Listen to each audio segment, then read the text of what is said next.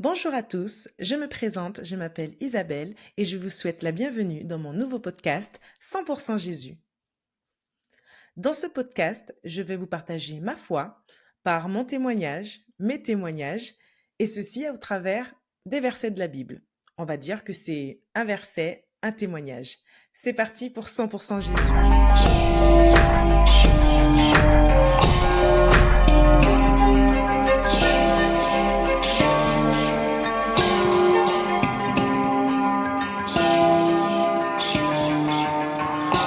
Quand je me suis lancée dans ce podcast, je me suis dit, Isabelle, par quoi tu vas commencer?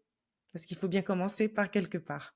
Et je me suis dit, quoi de mieux que le témoignage, que le jour, ce moment où tu as rencontré Jésus.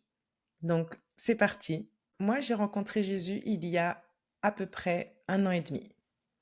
À cette époque, j'étais dans une relation dans laquelle je me fourvoyais, où j'étais persuadée que j'étais avec l'homme de ma vie et que tout allait bien se passer. Mais ce n'était pas du tout le cas. Et par la rencontre de Jésus, j'ai compris à quel point je me trompais. Donc, ça s'est passé aux alentours de mai-juin. En mai, nous avions décidé de partir en vacances sur cette fameuse île grecque que beaucoup de personnes connaissent, pour profiter donc de l'été qui arrivait. Et je me suis empressée très rapidement dans ma petite tête avec cette idée que c'était moi qui allais demander mon compagnon en mariage. Voilà, je me suis dit, Isabelle, voilà, on est en 2023, on n'a pas à attendre que monsieur prenne sa décision, on n'a qu'à le faire soi-même. Donc je suis partie, me voilà à la recherche de ma petite bague dans toutes les bijouteries de ma ville. Je prends mon temps pour pouvoir trouver ma bague, mais il y a une petite voix au fond de moi qui me dit, tu es vraiment sûre de toi? Mais je la fais taire très rapidement parce que ça y est, j'ai trouvé ma bague. Je suis avec la vendeuse, elle aussi, elle est totalement, d'accord avec moi évidemment, elle va pas me dire non, à une vente, hein. Heu, donc du coup, je choisis ma bague. Je suis prête à l'acheter, j'ai la carte, elle est prête, je vais la poser sur le TPE. Ma décision, elle est prise dans mon cœur en plus, donc c'est parti et à ce moment-là, le téléphone, il sonne. Alors on va faire une pause. Je sais pas pour vous, mais je pense que Dieu a une façon de parler à ses enfants qui est personnelle. Et moi, je sais comment Dieu me parle de manière personnelle. Je sais que c'est à moi qu'il parle à ce moment-là. Je sais que ce n'est pas quelque chose qui peut venir de moi. Ce n'est pas quelque chose que je peux me dire, Isabelle, c'est toi qui te dis cette phrase dans la tête et tout. Non. Là, je sais que lorsque Dieu m'empêche de faire quelque chose, c'est lui qui agit. Ce n'est pas moi. Et lorsqu'il m'empêche de payer, la crainte de Dieu arrive parce que je me dis, c'est bizarre ça. Et là, c'est mon pasteur de l'époque qui m'appelle et qui me dit, oui, je voulais juste discuter avec toi. Et là, dans mon petit cœur, je me dis, donc, je n'achète pas la bague, je repars puisque du coup, j'étais en pleine conversation avec mon pasteur et puis une chose amenant une autre, je ne l'achète pas. Le jour arrive, pour prendre l'avion, quoi. On est presque prêt à partir. Et je me dis: «Isabelle, il faut absolument que tu achètes cette bague, d'une manière ou d'une autre». Et les jours arrivent, je commence un petit peu à stresser et une dispute explose. Une énième, encore une. Mais celle-là est quand même beaucoup plus violente que les autres et elle fait beaucoup plus mal. Elle a un impact. Et ce jour-là, je décide de sortir de l'appartement où on était et je marche sans vraiment de but, en sachant qu'à cette époque, je ne connaissais pas du tout ma ville. Je marche sans savoir où aller. Je pleure dans mon cœur. J'ai ressenti ce jour-là la phrase, cette fameuse phrase qu'on dit quand on a le cœur qui saigne. Je l'ai ressenti très profondément ce jour-là. Je pleurais au fond de moi, je pleurais dans la rue, et j'appelais à Dieu. J'appelais à Dieu, je lui ai dit que je n'en pouvais plus, que j'en pouvais plus de cette relation, que j'en pouvais plus de ce poids que j'avais dans le cœur, réellement. Mais ce n'est pas parce que je le dis que j'ai la solution. Je suis vraiment en complainte devant mon Dieu parce que je suis arrivée au bout de ce que moi, seule, je peux faire. Donc du coup, je marche sans but et à un moment donné, à un endroit où je n'étais jamais passée, je marche et j'entends un petit bruit d'acier et en fait, je tape dans quelque chose. Et je m'arrête, je me baisse et je prends ce que je crois être un serre-joint, un truc de travaux publics qui devait traîner là.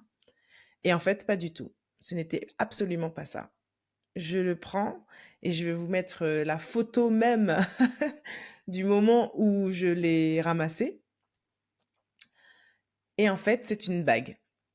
Et cette bague, il y a écrit dessus I love Jesus avec le petit poisson. Pour moi, à ce moment-là, le temps s'arrête. Le temps s'arrête parce que le message était tellement clair, il était tellement personnel que je n'arrive pas à y croire. Et pourtant, c'est là qu'intervient tout ce que j'ai toujours su de la parole de Dieu. Puisque moi, je suis fille de pasteur, je connais la parole de Dieu, j'ai baigné dans la parole de Dieu. Et à ce moment-là, j'étais en train de vivre mon miracle à moi. Alors certes, d'autres personnes diront: ouais, mais c'est ultra personnel ce qu'elle nous raconte, ça va jamais m'arriver à moi. Je ne vous souhaite pas que ça vous arrive.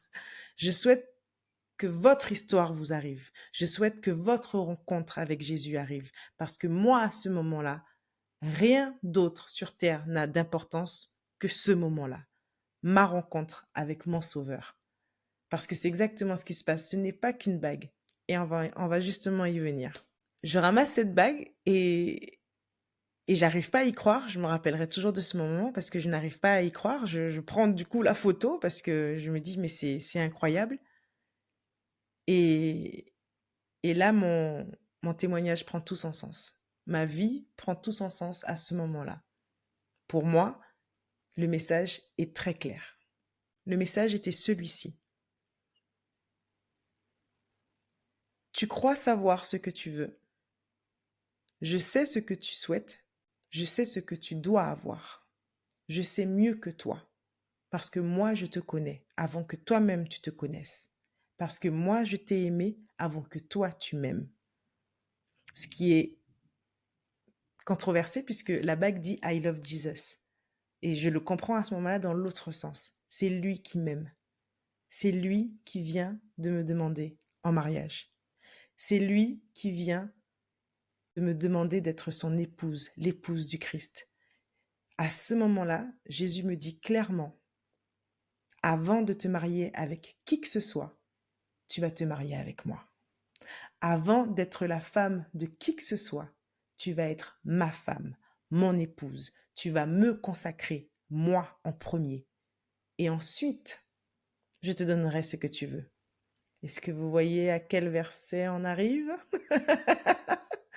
Je vous le donne en mille, Matthieu 6, 33. C'est mon verset et c'est devenu du coup mon verset préféré, mon verset phare, le verset de ma vie actuelle en tout cas. Peut-être qu'il changera un jour, mais c'est celui de mon témoignage. Oui, parce qu'à ce moment-là, c'est exactement ce que Jésus m'a dit. Cherchez premièrement le royaume et la justice de Dieu et toutes ces choses vous seront données par-dessus. Il n'y a pas plus clair. Si, il y a mon témoignage pour moi qui est très clair parce qu'à ce moment-là, il me dit clairement ça. Isabelle, c'est beau ce que tu veux faire, à tes yeux. Mais moi qui suis celui qui est, je te le dis, tu seras d'abord ma femme. Et d'ailleurs, en allant encore plus loin, ce n'est pas une bague, c'est une alliance. Alors, je prends des risques en faisant ce podcast parce que peut-être que cette personne va reconnaître sa bague et va me dire: ah, mais rendez-moi mon alliance. Bon, c'est le risque du métier, on va dire.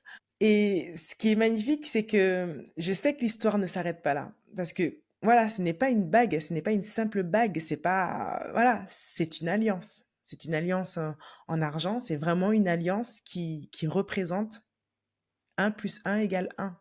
L'homme quittera son père et sa mère pour ne faire qu'une chair avec sa femme. C'est ce que signifie l'alliance.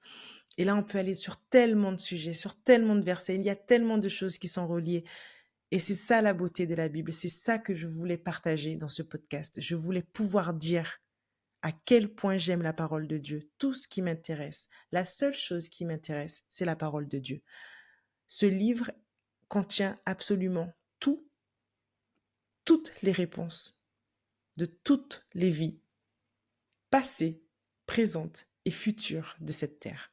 C'est magnifique.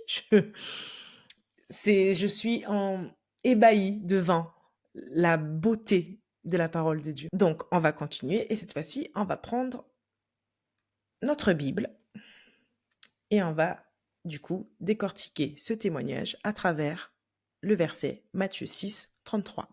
On le lit ensemble, donc Matthieu 6, 33. Cherchez premièrement le royaume et la justice de Dieu, et toutes ces choses vous seront données par-dessus.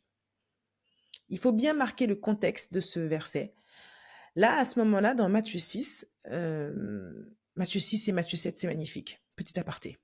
Matthieu 6, Jésus est en train de rassurer ses disciples. Si vous lisez voilà, les 30 premiers versets de Matthieu 6, Jésus est en train de rassurer les disciples sur leur inquiétude, sur leurs soucis du quotidien. Et c'est les questions qu'on peut se poser encore actuellement. Quels sont mes problèmes actuels? Moi, parfois, parfois, je me réveillais le matin et je me disais, Isa, c'est quoi tes problèmes en ce moment? Et j'ai la grâce de pouvoir répondre très souvent. Ben, j'ai pas de problème particulier en ce moment parce que Dieu veille sur moi. Jésus est mon ami. Jésus m'aime plus que tout. Et peu importe les difficultés, peu importe les montagnes qui vont se dresser devant moi, j'ai mon bouclier, j'ai mon Jésus avec moi, donc je n'ai pas de problème particulier. Je rends gloire à Dieu pour cette nouvelle journée, pour cette nouvelle opportunité qu'il me donne pour justement lui rendre gloire. Let's go. Allez, on se réveille. Il faut sortir du lit. Donc, on va maintenant décortiquer le verset. Moi, j'aime trop faire ça. C'est ce que j'aime le plus dans la Bible. Les virgules, les points d'exclamation, les points-virgules, les verbes, les temps qui sont utilisés. Moi, j'ai fait un bac L. J'aime beaucoup la littérature. J'aime pas lire. J'aime beaucoup la littérature. J'aime lire ma Bible. Et pour moi, c'est le seul livre qui peut être sur mon chevet. Donc, on va dire que j'aime la lecture de la Bible, tout simplement. Donc, partons sur les premiers mots. Chercher. Donc, chercher est au présent impératif. Donc, je suis allée faire des petites recherches. Chercher au présent de l'impératif, c'est utilisé pour donner un ordre, une suggestion ou un conseil. Par notre libre arbitre, Dieu nous conseille dans tous ses préceptes, dans toute la Bible. La Bible est un guide. À nous de choisir si on veut le suivre ou pas. Donc, à ce moment-là, c'est un conseil. Cherchez premièrement. Commencez par ça. Faites ceci. Et justement, dans le mot chercher, il y a aussi un terme de soumission. Il faut être soumis à Dieu et à ses préceptes, à ses commandements. Le mot premièrement qui suit, c'est bien ce que ça veut dire. Ce n'est pas après, c'est premièrement. Premièrement, vous recherchez le royaume de Dieu. C'est pas une fois que tu as pris la décision, comme moi j'avais fait, que tu vas aller consulter Dieu. Non, c'est pas comme ça que ça fonctionne. Donc, on cherche d'abord la parole de Dieu, on cherche d'abord sa volonté, on cherche d'abord ses préceptes, et ensuite viennent nos désirs. Et d'ailleurs, c'est comme ça que se poursuit le verset. On reprend donc, premièrement, le royaume et la justice de Dieu. Ici, la justice, ce n'est pas le juge et les jurés. Hein. La justice, c'est justement dans justice, on oublie trop souvent qu'il y a le mot juste. C'est parce que notre Dieu est juste. Donc, il faut rechercher ce qui est juste au travers des autres, au travers de notre propre être, dans ce que nous savons faire, dans ce que nous pouvons faire. Chercher la justice, chercher ce qui est juste. Juste pour nous, juste pour les autres. Donc, est-ce que nos désirs sont justes? Est-ce que je dois réellement me marier avec cette personne? Est-ce que c'est juste pour moi? Est-ce que c'est juste aux yeux de Dieu que ce soit cette personne-là que j'ai choisie et non pas lui? Tout est toujours au point dans la Bible. Tout est toujours au point. Chaque mot a sa place. On ne se perd pas, Isabelle. Parce que des podcasts sur la beauté de l'écriture de la Bible, je pourrais vous en faire. Et toutes ces choses vous seront données par-dessus. Toutes ces choses, ça veut dire tout ce qu'on désire. Il n'a pas dit et quelques petites choses, et certaines de ces choses, une ou deux, trois des choses que vous avez demandées. Non. Toutes ces choses vous seront données par-dessus. Vous seront données. Il n'y a pas de prix, puisque le prix a déjà été payé. Ça aussi, on va on va revenir dessus. Donner par-dessus. Par-dessus. Ce n'est pas vous seront donnés, point. Parce que le verset aurait pu se finir comme ça. Vous seront donnés, point. Non, elles vous seront données par-dessus, au-delà de ce que vous espérez, au-delà de ce que vous pensez. Et c'est ça qui est magnifique. C'est ça mon témoignage également. Parce que certes, aujourd'hui, bon, je n'ai toujours pas trouvé l'amour. En tout cas, l'amour dans la beauté du mariage. Mais je sais que ce sera au-delà de ce que moi j'attends. Parce que mon intelligence n'est pas l'intelligence de Dieu. Ma volonté n'est pas celle de Dieu. Et je pense même que mes désirs ne sont pas les désirs de Dieu. Et que parfois même on se limite à des choses que Dieu lui-même nous regarde en se disant, si tu savais ce que je te réserve, tu me demandes ça, je vais te donner au-delà, par-dessus ce que tu demandes. En fait, tu n'es plus à ta dimension humaine, tu passes sur le surnaturel. C'est magnifique. Donc, il y a des versets qui sont liés à ce verset. Je vais vous donner aussi deux versets qui sont liés à Matthieu 6, 33. Pour ceux qui voudront prendre des notes, n'hésitez surtout pas. On va aller tout doucement sur ce chemin ensemble. C'est mon premier podcast. Il va y avoir des petits couacs, voilà, comme ce que je viens de dire là. Mais vous pouvez prendre des notes, vous pouvez me poser des questions dans les commentaires, vous pouvez me laisser des messages. Il n'y aura aucun souci là-dessus. Je serai preneuse de toute bonne volonté de votre part et de toute bonne bons conseils et critiques. Ça ne me pose pas de problème.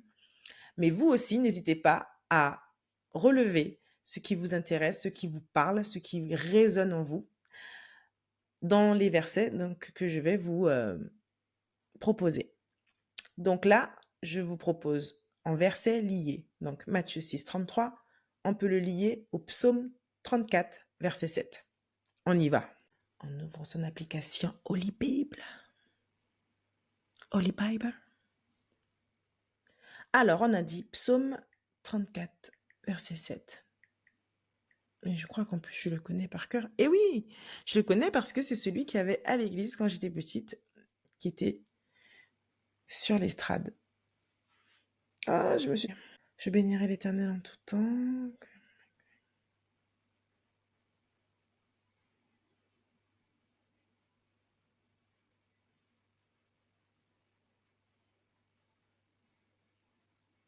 Non, c'est bon. Matthieu 7, 7. Demandez et l'on vous donnera. Cherchez et vous trouverez. Frappez et l'on vous ouvrira. On continue au 8. Car quiconque demande reçoit, celui qui cherche trouve et l'on ouvre à celui qui frappe. C'est encore clair. Cherchez et vous trouverez. Cherchez premièrement le royaume et la justice de Dieu et toutes ces choses vous seront données par-dessus. En cherchant, et on ne cherche pas en premier lieu ses désirs, on cherche la présence de Dieu, on cherche la volonté de Dieu. On ne cherche pas en premier lieu de se marier avec la personne que nous-mêmes on a choisie. On cherche d'abord à être l'épouse du Christ. On cherche d'abord à faire partie du corps du Christ. On cherche d'abord à dire au monde, je suis une enfant de Dieu. On cherche d'abord à dire au monde, venez avec moi, venez voir comme il est bon, venez poser vos fardeaux au pied de la croix. C'est ça que l'on cherche en premier. Voilà pourquoi Matthieu 6, 33 est mon verset. Voilà pourquoi mon témoignage est celui-ci. Jésus est venu me chercher pour me dire qu'il m'avait choisi moi. Moi qui ne l'avais pas choisi lui en premier.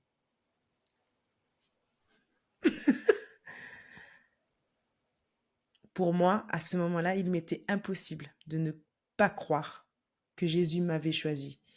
C'est bien beau d'être né dans une famille chrétienne, cela ne fait pas de vous une chrétienne. Moi, j'ai dû rencontrer Jésus pour pouvoir me proclamer aujourd'hui chrétienne. pour sa gloire et pas pour ma gloire. Voilà, c'était mon premier podcast. C'était ma première vidéo avec vous. J'espère que ça vous a plu. J'espère pouvoir en faire plein d'autres. J'espère que ça va vous motiver, que ça va résonner en vous, que vous allez pouvoir vous aussi rendre témoignage à Dieu de sa main dans votre vie, de sa main dans votre quotidien. Je ne me priverai jamais de pouvoir dire à Dieu à quel point je suis reconnaissante de sa main dans ma vie. Et j'espère que ce podcast va vous plaire. J'espère que vous allez le partager. J'espère que vous allez aimer, commenter, me dire ce que vous ressentez et surtout, surtout, mettre vos témoignages également sous la vidéo. N'hésitez pas, même de m'envoyer des messages comme vous voulez. Comme je vous ai dit, je me lance, je vais avoir des couacs, il va y avoir des trucs qui seront pas peut-être bien faits et tout, mais tout est dans sa main. Je rends grâce à Dieu pour ce moment, je rends grâce à Dieu pour ce podcast. C'est le sien, ce n'est pas le mien. Toute la gloire lui revient. J'espère vraiment que vous allez apprécier, j'espère vraiment que ça va tout simplement vous fortifier dans votre foi pour ceux qui viennent commencer, tout comme pour ceux qui connaissent Jésus depuis plus longtemps. La seule chose que je veux partager avec vous, c'est l'amour de Jésus qu'il a pour moi, l'amour de Jésus qu'il a pour vous, l'amour que Jésus a pour cette terre. Il revient bientôt. Et soyez sûrs de cela. Merci à tous d'avoir écouté et regardé ma vidéo jusqu'au bout. Je vous laisse, comme je vous ai dit, liker, partager, commenter, ce que vous voulez. N'hésitez surtout pas. Je vous remercie à tous et soyez tous abondamment bénis. Et soyez tous 100% Jésus. À bientôt!